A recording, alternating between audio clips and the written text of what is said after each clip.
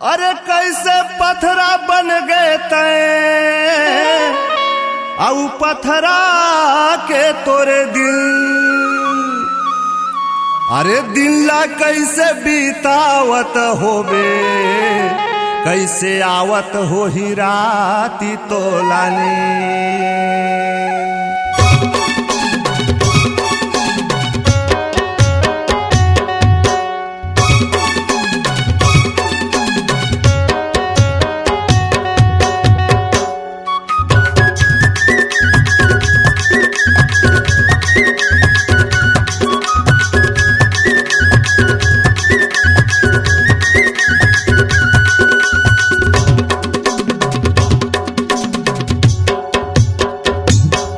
सुन तो हाय वो मोला तैरो आए वो, सुन तो हाय वो मोला तैरो आए वो, दिलदार बन के रे मोला ऐसे दगा मार डारे जोड़ीदार बन के रे, मोला ऐसे दगा मार डारे जोड़ीदार बन के रे। सुन तो हाय वो मोला तैरो आए वो, सुन तो हाय वो मोला तैरो आए वो, दिलदार बन के रे मोला ऐसे दगा मार डारे जोड़ीदार बन के रे, मोला ऐसे दगा मार डारे जोड़ीदार बन के रे।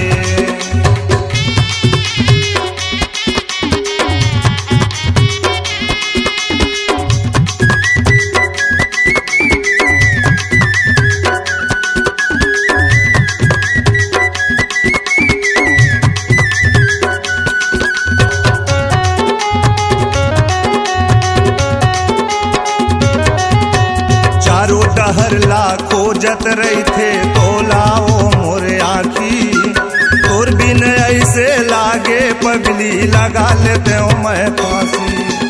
चारों डहर ला खोजत रही थे तोलाओ मोरे आखी, तोर बिन ऐसे लागे पगली लगा लेते हो मैं फांसी। सुन तो हाय वो रीना राय वो, सुन तो हाय वो रीना राय वो, बस प्यार करके रे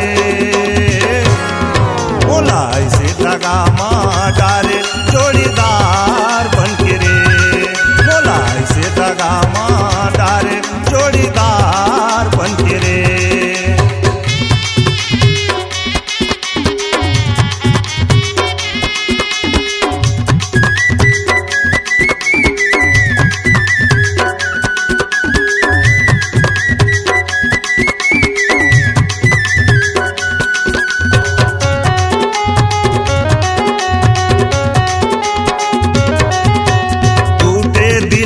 तरसत रही थे अमरैया के छाँव माँ, एक दिन तो लाया ना पर ही परसाओ मोरे गाँव माँ। टूटे दिल मोर तरसत रही थे अमरैया के छाँव माँ, एक दिन तो लाया ना पर ही परसाओ मोरे गाँव माँ। सुन तो हाय वो मोला तै तरसाए वो, सुन तो हाय वो मोला तै तरसाए वो, बस प्यार करके रे